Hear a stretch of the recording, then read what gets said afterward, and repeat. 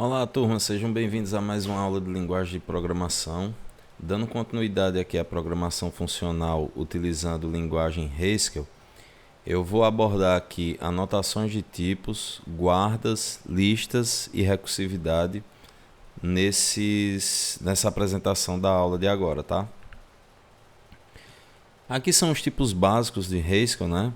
A gente já aborda basicamente a maioria em outras linguagens, né? O bool para valores lógicos, né? True, false, char para caracteres, caracteres simples, né? Entre as aspas simples aí. String, que são cadeias de caracteres, sequências, né? Geralmente abordados dentro de aspas duplas. Inteiros de precisão fixa, no caso de 32 ou 64 bits. Então temos aí alguns exemplos. Integer, que já são inteiros de precisão arbitrária, então apenas limitados pela memória do computador. O float, para ponto flutuante de precisão simples, né? Tem aí até uns exemplos, né? 3 ponto alguma coisa, menos 1 ponto alguma coisa. Double, para ponto flutuante de precisão dupla, né? Também representando números reais. E aí, em Haskell, há uma regra de que o nome de qualquer tipo deve começar em letra maiúscula. Então vocês vão ver com um tópico que a gente vai estar vendo um pouco à frente, né, que é o de anotação de tipos, que quando a gente vai definir um tipo, a gente de fato tem que colocar a primeira letra, né, do tipo maiúscula. Escrevemos da seguinte forma, né? A sintaxe aqui da anotação é a seguinte: dois pontos, T, como exemplo, tá? É apenas símbolos aí para representar. Onde indica a expressão no indica-se a expressão aí com a letra E admite o tipo sendo T. Ou seja, o que está antes dos dois pares aí de pontos, né?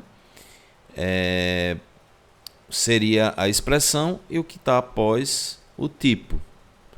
Então, se dois pontos T, então o resultado de E será um valor de tipo T. Então, significa dizer que para essa expressão simples aí, contendo apenas um tipo, subtende-se que o resultado dessa expressão será um valor do tipo T. O interpretador verifica tipos indicados pelo programador e infere tipos omitidos. No caso, nós delimitamos através dessa notação de tipo o tipo que se espera de dado, inclusive o que como parâmetro e o que espera-se como resultado, né? Como a ideia de um retorno. Os programas com erros de tipo são rejeitados antes da execução.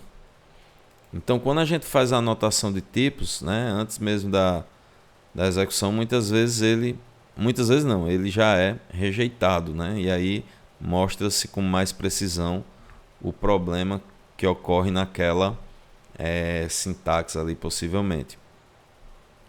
Uma função, né, em relação a tipos funcionais, uma função faz corresponder valores de um tipo em valores de um outro tipo. Nessa primeira função not, a gente tem uma expressão comum, que é a ideia de você ter uma expressão que recebe bool como parâmetro e retorna um bool como parâmetro, né?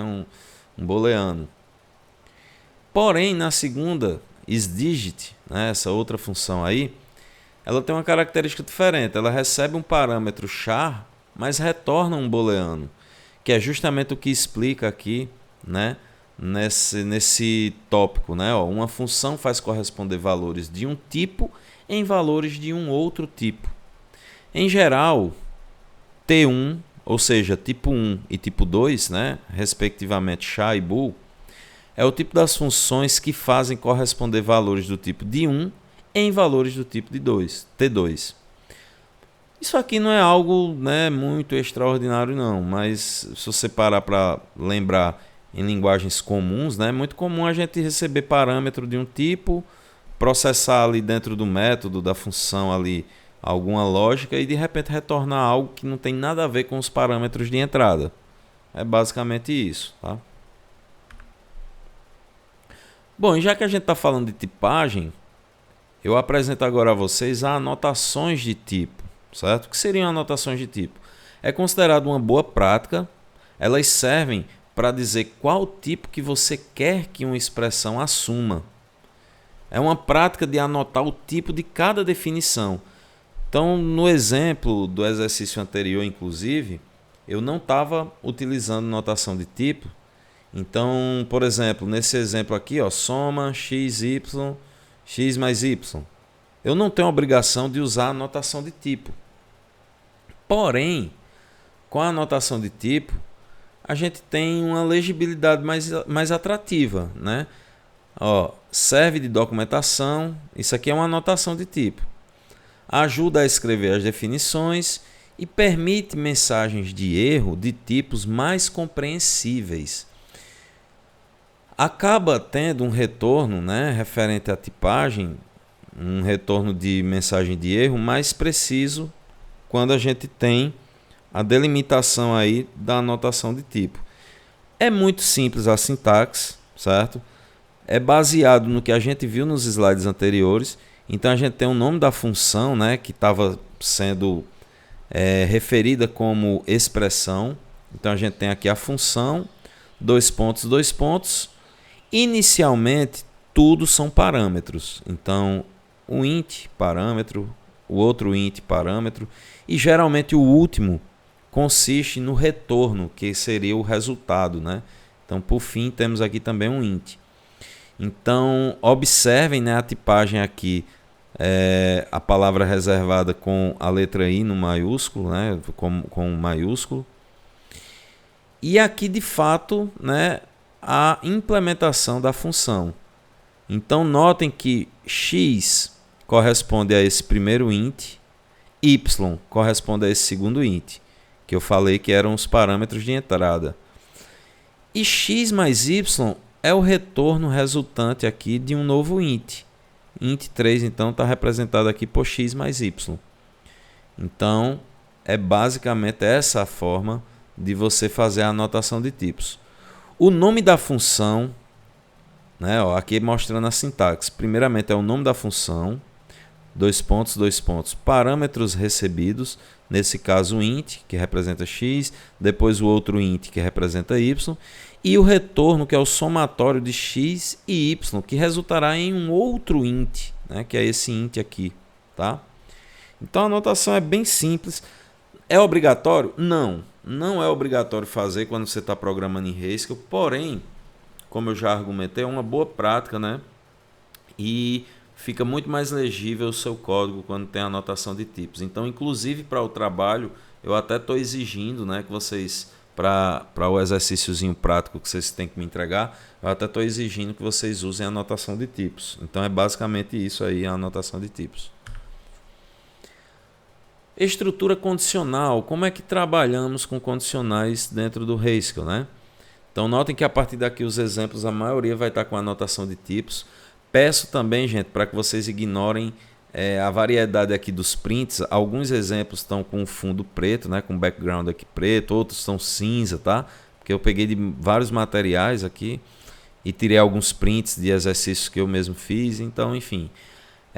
Bom, mas voltando aqui, ó, estrutura condicional if.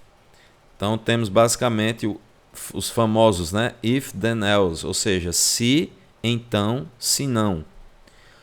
Então aqui a gente tem um exemplo de uma função que retorna um menor de dois números, né? Ele recebe aqui, ó, pela anotação já dá para a gente entender que ele vai receber dois parâmetros inteiros e retornar um parâmetro inteiro. Então notem que aqui funciona, ó, x representando o primeiro parâmetro, y o segundo, e aí ele vai retornar, com base nessa condicional, um valor que é também um inteiro. Como é que está essa condicional aqui, ó? Se, né, ó, if x menor que y, ou seja, se o x for menor que y, então x, ou seja, se x for menor que y, ele é o menor, ele já retorna x. Se não, ele vai retornar y, que é o menor, nesse outro contexto, certo? Então essa é a forma de você usar estrutura condicional if. Testa a expressão lógica, se a mesma retornar true, entra no then, que é o então, e retorna x, né? Explicando aqui esse código. Mas se a expressão retorna false, né? Ou seja, essa expressão aqui condicional for falsa, o retorno, então entra no else, que retorna o y, como sendo, no caso, o menor valor, menor entre os dois valores passados por parâmetro. Abaixo um outro exemplo agora com o else if, né? Que é acrescentando uma nova condição, que é o teste de menor de 3, né? Uma funçãozinha que testa entre 3 números qual que é o menor. Observem que na anotação de tipo foi acrescentado mais um inteiro, porque eu tenho agora não só x e y, eu tenho agora como parâmetro x, y e z. E aí ele retorna um inteiro com base nessas condições lógicas aqui, que é o quê? Se o x for menor que o y, notem o uso de um operador lógico aqui, ó, que é o i. Se x menor que y e x menor que z, significa que o x é o menor. Então ele retorna x. Mas se não, se o y for menor que o x, aqui é o exemplo do uso do else if, né, que é o se não se. Se não se y menor que x e y menor que z, então y. Significa que o y é menor. Do contrário, se nem o x nem o y forem os menores, obviamente o z é o menor. Então por isso que eu uso o else aqui no final, retornando o z. Beleza? Há uma outra alternativa para uso de expressões condicionais, que é utilizando as guardas. Podemos usar guardas em vez de expressões condicionais. Tá aqui um exemplo, ó. A gente tem a anotação de tipo que diz que vai receber um parâmetro inteiro e retornar um outro inteiro. Como é que funciona essa lógica? Essa função aqui recebe o parâmetro inteiro e verifica se ele é maior que zero. Ó, essa guarda aqui é o primeiro teste. Se x for maior que zero, retorne 1. Se x for igual a zero, retorne 0.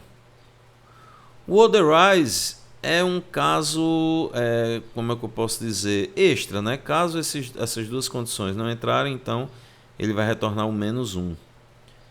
Aqui é explicando como funciona, né? Então ele testa as condições pela ordem no programa, né? De cima para baixo. Selecione a primeira alternativa verdadeira. Então, se a primeira não for e for a segunda, ele já entra.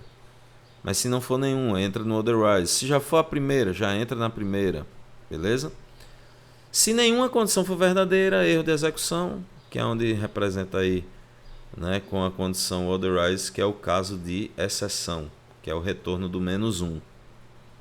Então, guardas é muito bem utilizado em Haskell também, principalmente quando é um teste condicional, né, que acaba exigindo muita implementação.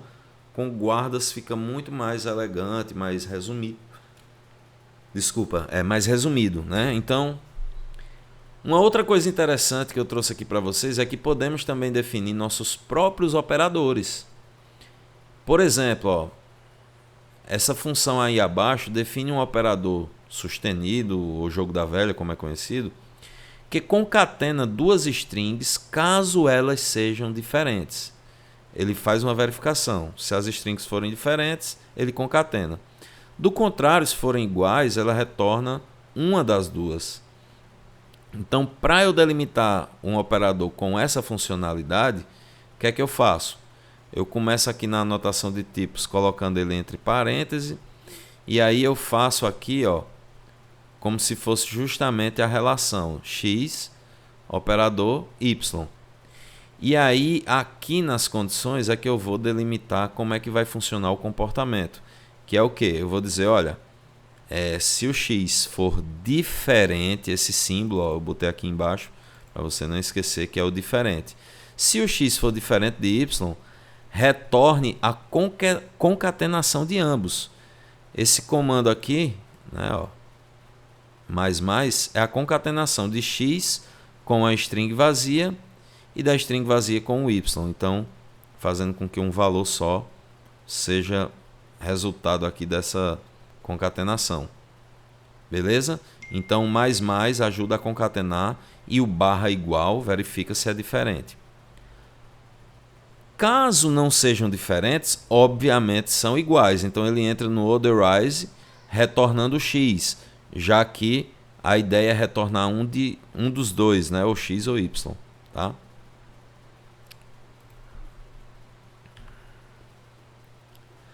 Bom, e aí entra num tópico que ajuda bastante aí também na resolução da atividade que eu propus para vocês, porque nós temos ali algumas atividades exigindo, né, algumas questões exigindo conhecimento sobre listas aqui em Haskell. Então, uma lista é uma sequência de tamanho variável de elementos de um mesmo tipo, né? A lista tem essa característica, ela costuma ter o mesmo tipo, né? Aqui, pelo menos. E aí você tem aqui como exemplo, ó, uma lista de valores booleanos, né? Onde o retorno, obviamente, é um valor booleano. Temos uma lista também de caracteres, onde o retorno é provavelmente também um caractere. Em geral, né, o T aqui é o tipo de lista cujos elementos são de tipo T, que é isso aqui, né? Ó. Bool, então, ó, todos são do tipo booleano, né? Ó, os valores falso e verdadeiro. Char, então todos devem ser também do tipo char. Um outro tipo de lista é a que chamamos de tuplas, tá? Uma tupla é uma sequência de tamanho fixo de elementos de tipos possivelmente diferentes. Ele tem essa característica de armazenar os tipos diferentes, certo? Ó, aqui vocês podem ver que nós temos inteiro, temos um char, né?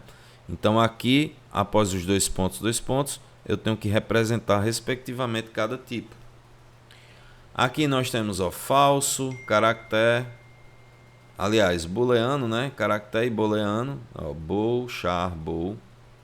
Então, em geral, ó, T1, T2, Tn é o tipo de tupla com n componentes de tipos Ti para 1, de 1 a n. Né? Então, ou seja, a gente pode ter vários tipos, tá? Vários tipos aqui dentro de uma lista, uma tupla. Né? Observações. Os elementos de listas e tuplas podem ser quaisquer valores, inclusive outras listas e tuplas. Então é muito comum você usar essa abordagem aqui, ó, uma lista de listas. Eu tenho uma lista que contempla a lista que só tem um elemento A e outra lista que tem um elemento B e C. Porém, como tudo é char, né, caractere, então pode ser representado dessa forma, né, ó, uma lista de lista, né, char, do tipo char.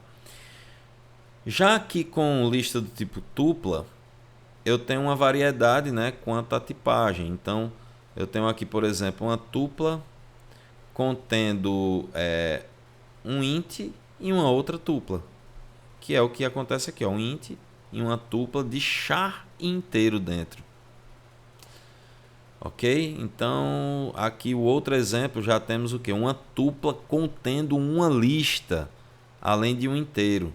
A lista é de que tipo? Né? De char, né? O retorno dessa lista é um char, então char e o tipo inteiro int. Vale salientar que a lista vazia admite qualquer tipo de dado à lista T. Não existem tuplas com apenas um elemento. Então são regrinhas básicas aqui que eu deixei explícito para vocês tentarem aprender. Bom, agora eu apresento-lhes aqui algumas operações simples com listas, tá? Então, observem que aqui é somente porque o compilador está em execução, o GHCI, tá? A expressão, a operação de fato está logo após ele. Então, uma operação para concatenar duas listas, eu uso o operador que vocês já conheceram há pouco, mais. Então, ele concatena a lista que está aqui na esquerda com a lista que está ao seu lado direito. Então, o resultado é esse. Colocar alguma coisa no início de uma lista utilizando o operador dois pontos. Então, olha como é simples. Se eu quiser colocar na cabeça da lista, né, um elemento, então eu uso os 2 pontos. Então, como acontece aí no exemplo. 5, 2 pontos, lista. O resultado vai ser o 5 agregado à lista, só que na ponta dela, na cabeça. E se você deseja obter um elemento de uma lista pelo seu índice, você utiliza exclamação, exclamação. Então, por exemplo, eu passo a lista aqui e digo, olha, eu quero que retorne o conteúdo da posição 1. Lembrando que um array, né, um vetor aí, uma lista, ela começa, né, a sua posição começa do 0. Então, 0, 1. Então, 33.2 é o retorno, né, resultante aí dessa operação. E aí, como eu falei há pouco, a gente pode ter listas de listas, tá? Listas também podem conter listas. Elas também podem conter listas que contêm listas que contêm listas. Então é algo meio infinito, né? Ó, aqui tem um exemplo de uma variável b que recebe uma lista de listas. Na sequência é executado o b, ó. Aí ele retorna justamente o que foi agregado a ele, tá vendo? Ó, foi agregado essa lista de listas. Quando eu executo o b aqui com o compilador GHCI, ele me retorna essa lista de listas. Nós temos aqui a primeira lista, a segunda, a terceira e a quarta, ou seja, 4 elementos. Uma lista, gente, é um elemento assim como um inteiro, como um booleano, tá? Então aqui a gente tem uma lista de int, aqui é outra, outra e outra. Então temos 4 elementos dentro da variável b, beleza? E aí se eu fizer a concatenação de b com uma lista contendo uma lista de uns, olha o que é que vai acontecer. Ele vai agregar, né, ó, ele vai pegar de fato todo esse conteúdo aqui e concatenar a essa última listazinha aqui, que é o resultado 1, 1, 1 e 1, tá?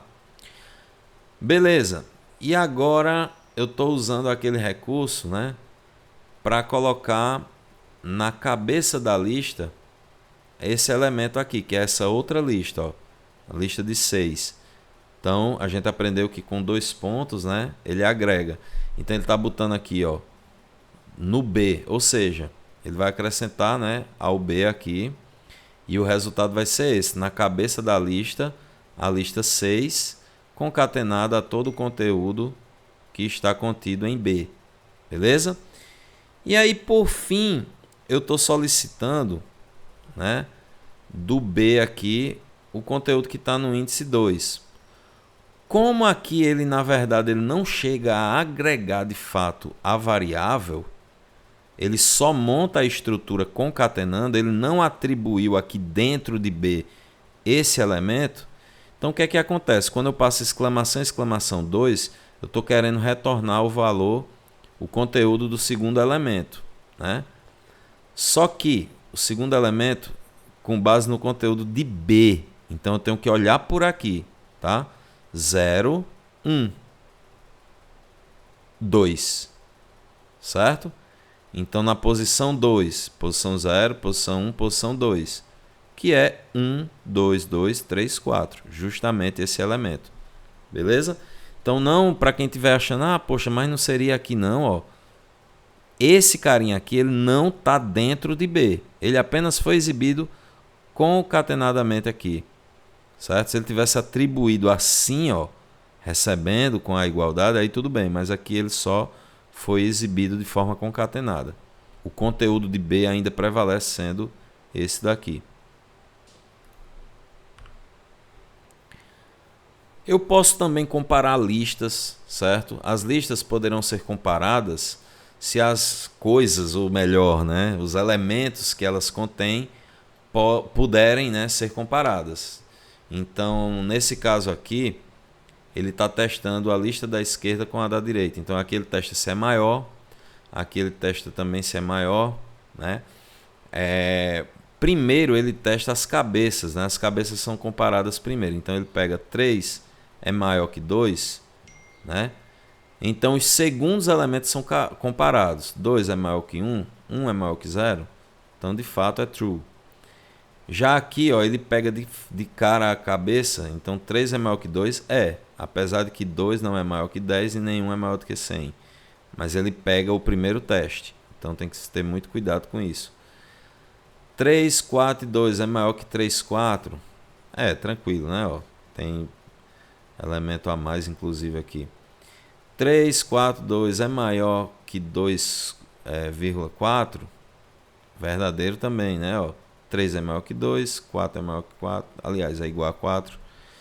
E por fim, 3, 4, 2, se é igual a 3, 4, 2. Ele vai dar verdadeiro porque de fato são elementos idênticos. Existem algumas funções básicas para operações em listas, tá? São elas, né? O read quer dizer, o melhor, head mesmo, né? Head, né? De cabeça. Tail, last e init, né? Então, o head aí, que consiste na tradução, né? Cabeça de uma lista, é basicamente o primeiro elemento. Então, se eu puser o comando aqui, head, passando como parâmetro uma lista, ele me retorna o 5.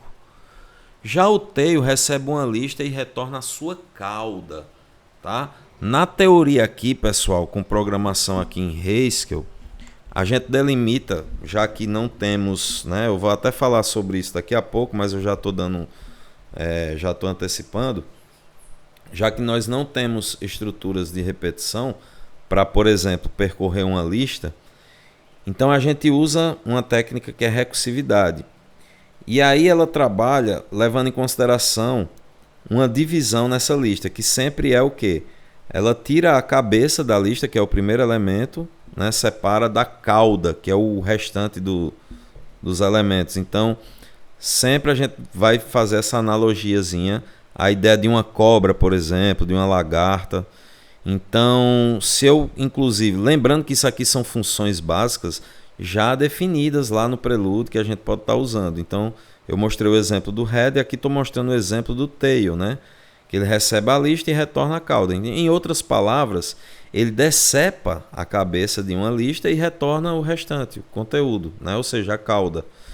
Aqui, por exemplo, eu passei a mesma lista que está aqui, ó, tail, a mesma lista, e aí ele omitiu o 5, deixando apenas o que chamamos de cauda, né, sendo exibido aqui. O last, né, o nome já é sugestivo, é o último elemento, então se eu passar aqui ele me retorna o último elemento. E o init, ou init, né, não sei bem qual é a pronúncia, ele recebe uma lista e retorna tudo com exceção do último elemento. Então ele considera a parte inicial da lista, né, tudo menos o último elemento, ok?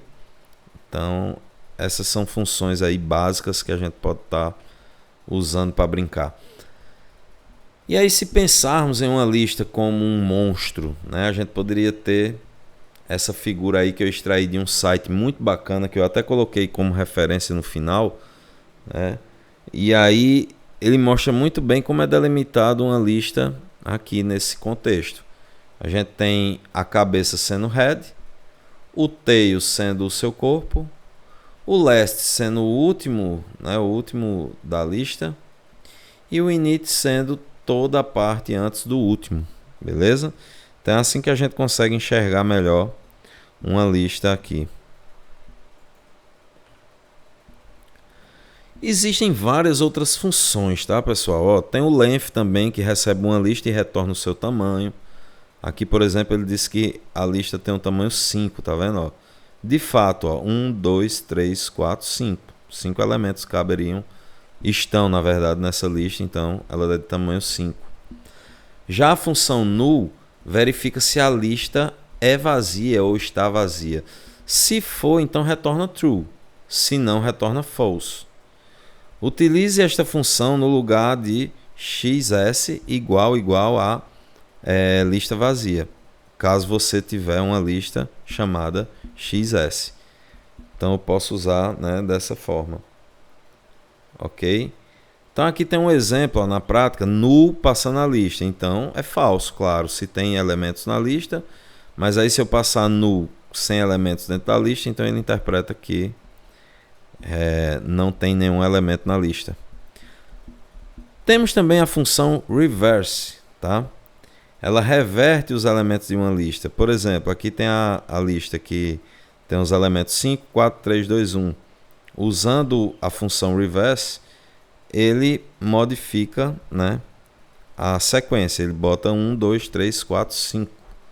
Eu coloquei aqui um linkzinho caso vocês queiram conhecer mais algumas funçõezinhas, certo? Não vou, né, assim, apresentar todas porque é imprescindível, né? Não, ou melhor, não tem como, não é atrativo aqui, já que são muitos e para pouco tempo. Falando um pouco mais sobre listas, não sei se vocês já ouviram falar, principalmente na área de matemática, né, sobre notação e compreensão, em compreensão. Em matemática é usual definir conjuntos utilizando notação em compreensão. Conjunto dos quadrados de 1 a 5, temos aqui como exemplo, né, a notação, ó, x elevado a 2, tal que x pertence. Aí temos aqui os elementos. Ó. Todos esses elementos vão ser elevados a 2. Serão elevados à potência 2, gerando uma nova lista. Então a ideia da notação em compreensão a partir de uma lista você gerar uma nova lista, né? Usando alguma lógica, alguma coisa. Então ele define esse novo conjunto, ó. 1 elevado a 1, aliás, 1 elevado a 2 dá 1. 2 elevado a 2 dá 4, porque 2 vezes 2 é 4. 3 vezes 3 é 9, 4 vezes 4 é 16, 5 vezes 5 é 25. Tá bom? Beleza, mas como eu poderia fazer o uso de list comprehension aqui no Haskell, né? Como é conhecido também do inglês? A gente pode definir uma lista de outra usando uma notação bem semelhante à de matemática. Olha aqui. Isso aqui é só representando o compilador, tá? E aqui, ó, o colchetes a gente abriu. Aí temos aqui x elevado à potência de 2. Tá o quê? Aí, ó, x. A setinha aqui representa a geração de uma nova lista. E aí ele vai levar em consideração o que tem aqui. Então ele vai elevar a 2 todos os elementos aqui. Então temos aqui, ó, 1 vezes 1, 1. 2 vezes 2, 4. 3 vezes 3, 9. A mesma coisa, né? Então essa é a representação em Haskell do exemplo visto no slide anterior. E aí, como eu acabei mostrando essa setinha, né, é interessante eu mostrar a vocês que se trata do que chamamos de geradores. Na definição de listas por compreensão, o símbolo, que é essa seta aí, é chamado de gerador da lista. Né? No caso, o termo aí tem o padrão, né, e a lista. Então, o padrão que ele vai seguir para gerar uma nova lista. Uns elementos aqui que já tem nessa lista. Ele configura assim um gerador que determina os valores das variáveis no padrão e a ordem dos valores gerados. Podemos usar inclusive múltiplos geradores. Ó. Eu tenho aqui, por exemplo, ó, a junção, né, de x e y, certo? Ó, x e y. Então, eu tenho aqui nesse primeiro momento, ó, x para 1, 2 e 3 e y para 4 e 5, certo? Então, essa sintaxe aqui, usando os geradores, o que é que ele vai me dar de retorno? Ele gerou uma lista aqui, ó, contemplando essas combinações conforme aqui, ó, 1, 4, 1, 5, né, ó, 1, 4, 1, 5, 2, 4, 2, 5, 3, 4,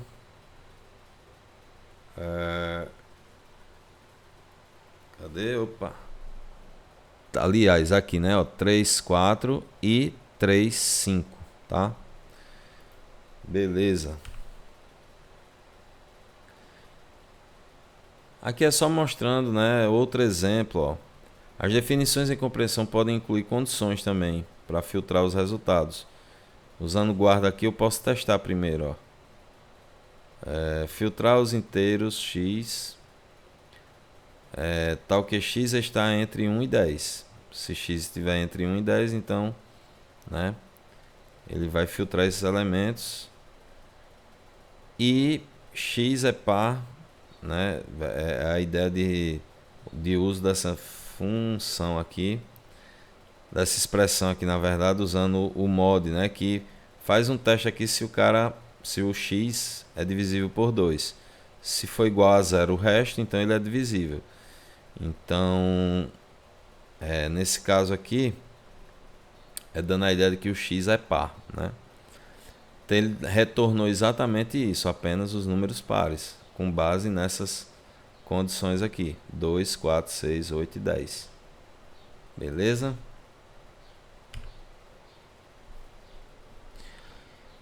E utilizando geradores e guardas, notem essa função fatores.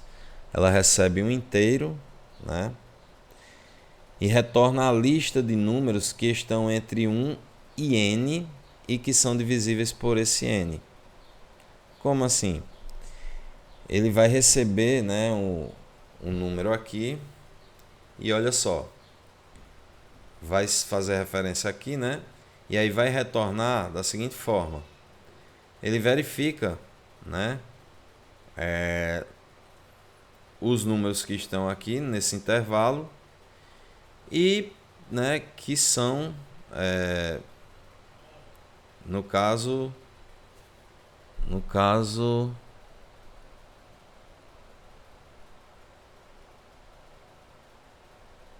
tá certo, ó, que são divisíveis por esse n, porque aqui a sintaxe está diferente da anterior, mas ó, mod de n e i, certo? Ele testa se o resto da divisão entre n e i é 0. Se for, é porque o valor que eu passei por parâmetro, né, é divisível por n, né, no caso o i, ok?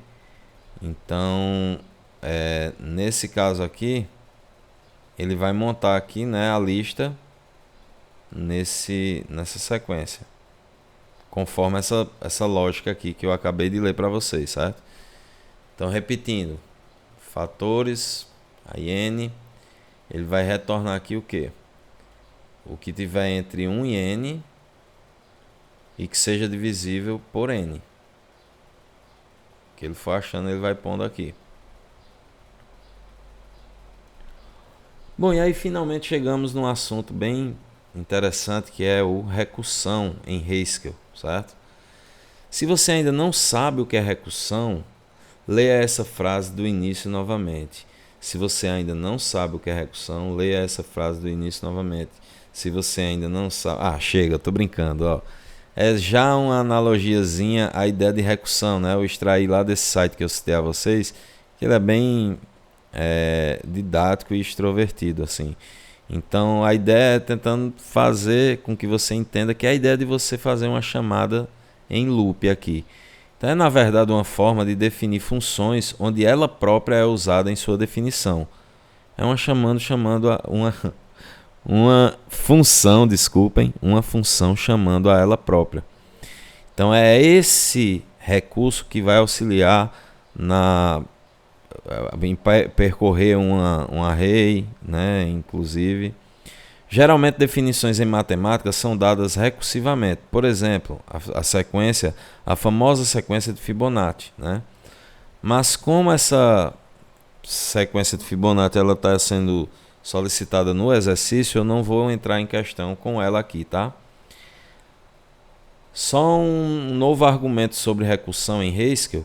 Uma função recursiva deve seguir duas regras básicas.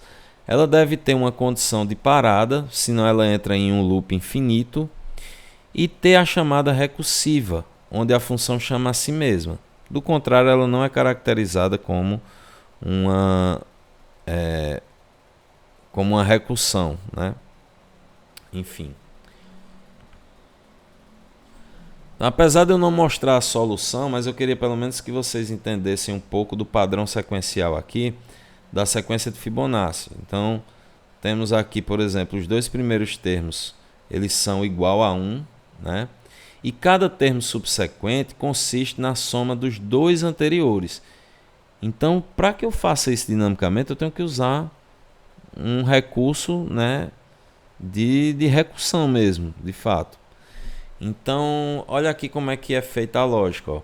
Os primeiros dois elementos é 1 e 1, e aí ele vai sempre somando os dois anteriores. Então, ó, 2 graças a 1 mais 1, 3 graças a 2 mais 1, 5 graças a 3 mais 2, 8 graças a, deixa eu ver, 5 mais 3, e por aí vai, 13 graças a 8 mais 5, 21 graças a 13 mais 8, e por aí vai.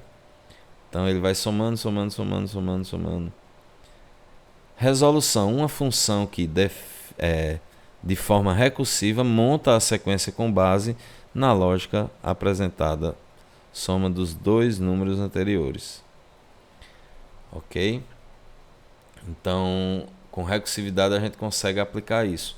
Mas vamos ver pelo menos um exemplo aqui na prática, né, de recursão, tá? Para ficar mais claro. Há poucos instantes a gente viu uma função, né, algumas funções inclusive, para operações em listas, né? Essas funções elas necessitam percorrer a lista para efetuar a sua operação. A função reverse, por exemplo, né, ela inverte uma lista. Mas é claro que essa função já está implementada, como as demais que a gente viu também. Mas e se a gente quisesse implementar na íntegra, né, no braço, como a gente costuma dizer? Aqui não utilizamos estruturas de repetição, por exemplo, o for, como em outras linguagens tradicionais. Portanto, recursão ajuda se quisermos simular essa ideia para percorrer uma lista. Então vamos tentar simular essa ideia, tá? Mas antes, pense sobre a condição limite ou condição base. O que ela seria? A lista vazia, ou seja, quando a lista está vazia, né, ela não tem o que inverter, então pode ser considerada uma condição de parada.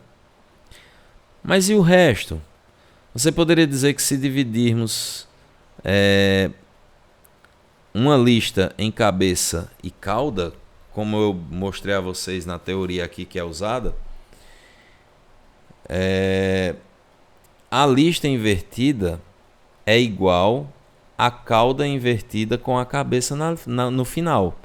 Vamos ver se vocês entenderam a lógica. Eu tenho uma lista de elementos aqui, 1, 2, 3. Se eu divido essa lista em cabeça, que é o número 1, e cauda, que é o 2 e o 3, para montar essa reversão, essa inversão, eu vou botar a cabeça no final, já que ela estava na primeira posição, e inverter a cauda. Né? A lista invertida é igual a cauda invertida com a cabeça no final, certo? Então vamos ver na prática aqui, entender? Aqui ele tem, lembrando que nesse sentido x representa a cabeça e xs a cauda, tá? Então é muito comum quando a gente está trabalhando com listas a gente usar até para trabalhar aqui a recursão, né? A gente passa a lista por intermédio de uma tupla, certo? E aí, quando eu passo assim, x, dois pontos, xs, vale salientar, pessoal, que o que acontece? Eu estou dizendo que a lista, o primeiro elemento vai para x e o segundo, que é a cauda toda, vai para xs, o restante dos elementos, tá? Ah, professor, então quer dizer que é obrigado sempre usar x e xs? Não, isso é uma anotação que a maioria dos livros aí tem, exemplos na internet, então eu coloquei aqui também, mas não impede de você usar outros identificadores, certo? E aí note que reverse é chamado novamente, ou seja, ele próprio retorna ele próprio, né? Então isso é uma chamada recursiva. Notem que eu tenho aqui a anotação, né? Tem a anotação de tipos aí em cima. Ele recebe uma lista e depois retorna uma lista, que é o que? A lista já invertida, né? Então, a primeira condição aqui, a primeira vez que a função vai executar, é justamente a condição de parada. Se a lista está vazia, então não tem o que alternar. E quando ela não está, que eu entro aqui nessa parte, eu tenho um processo que a gente pode chamar de redução, certo? Então tá aqui o meu código fonte e eu trouxe esse destrinchado aqui do código-fonte para a gente analisar melhor. Então, mostra as iterações tidas aqui ao percorrer a lista, certo? Que isso aqui não é dado de forma atômica, não, né? Ele tem um loop aqui. Então, vamos entender melhor. Aqui a anotação, vocês já entenderam, ele recebe uma lista e retorna uma lista, que é a lista ordenada, e depois ele faz a inversão da lista, né? Se por um acaso a lista estiver vazia, ele retorna a própria lista vazia. Do contrário, ele recebe a lista, se a lista tiver elementos dentro, e a lista tem que ser repassada por x, xs. Isso aqui é a minha lista, que vai estar dividindo-se em cabeça para o x, xs para a cauda. Gente, isso é imprescindível que vocês levem em consideração, porque passou uma lista por parâmetro nessa sintaxe aí, é porque você já sabe que o código vai percorrer essa lista para fazer alguma funcionalidade. Nesse caso, o que é que ele faz? Ele chama já novamente o próprio reverse, que aí faz novamente essa verificação, tal, e aí retorna xs, que é a cauda da lista, com a cabeça. Então a gente pode visualizar isso aqui, ó. Se eu estiver passando uma lista de elementos 1, 2 e 3 na função reverse, que a gente acabou de implementar aqui, ele vai pegar a cauda, que é o que acontece aqui, ó, e concatenar a cabeça, que é o 1. Beleza? Tranquilo, né? Agora vamos para a sequência, porque a nossa lista ainda não está vazia, então ele vem, cai de novo no reverse aqui. Só que agora, o que é que acontece? Ele preserva aqui o 3 e 2. Na verdade, o que é que ele faz? Ó, ele, como 2 e 3 aqui, trata-se de uma lista que está sendo lida, ou seja, passada por parâmetro pelo reverse, o 2 agora torna-se cabeça e o 3 a cauda. Então ele inverteu aqui, ó. Olha que interessante. Inverteu, né? E no final ele repete, né, a concatenação que já tinha dessa lista aqui. Depois, né, ó, ele vem para cá. E aí o que é que nós vamos ter? O 3 agora, ele não possui mais cabeça, né? Ele tem só o corpo. Então vem para cá, torna uma lista vazia aqui. E aí concatenado ao restante que tinha dos anteriores. No final o resultado, né, tecnicamente seria isso, ó, uma lista vazia, concatenada a 3, concatenada a 2, concatenada a 1, que resulta, né, se a gente for simplificar aí, tirando das tuplas, resulta nisso aqui, 3, 2 e 1. Finalmente invertendo 1, 2 e 3. Beleza, pessoal? Então, a recursividade, ela tem essa característica de redução para chegar até uma condição base, né? Que nesse caso aqui é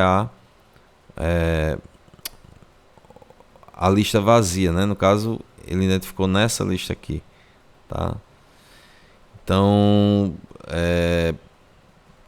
vocês vão vou estar disponibilizando aí o link aqui de alguns fontes aí para vocês, ó.